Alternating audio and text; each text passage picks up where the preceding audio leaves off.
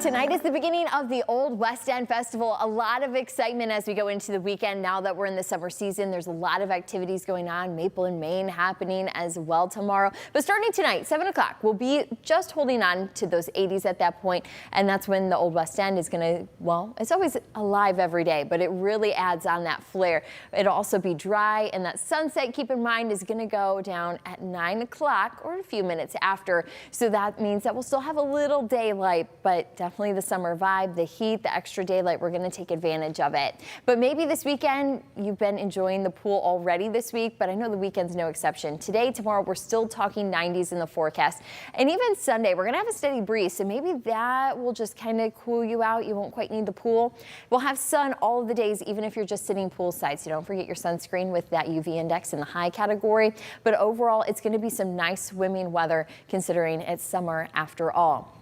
Now, as far as the humidity, we haven't had much of it this week with the 90s, and today, no exception. We're still looking at the comfy conditions. Tomorrow, you might notice it's just a little more sticky. We are once again talking 90s, so that's hot on its own, but just a little more moisture in the air before that jumps right back down. So Sunday, Monday, as those conditions start to, well, become a little more settled, a little more normal, that's when we're going to find that things are still pretty comfortable going into next week. But here at lunchtime, if you're not a fan of the heat, it might not be super comfortable outside then, because we're already at 88 for Toledo, Bowling Green, and Wauseon, 86 in Adrian. We have 83 in Oak Harbor. We still have some 70s there for Port Clinton and Sandusky. We're going to find 85 though in Tiffin. It's only going to be a matter of time until we start to see some 90s on that map.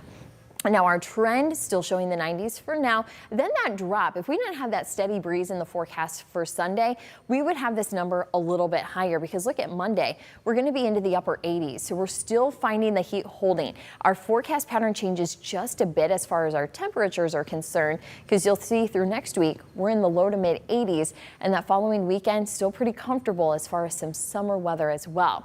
Now, though we can have a break in the 90s, we need a break in the clouds to give us some rain, because we've already had 12 dry days, working on the 13th right now. So far this month, less than an inch. That's all we've seen in the rain gauge. So it's going to definitely stack up as one of the drier Mays and even drier spring and going into summer seasons that we've had in a while.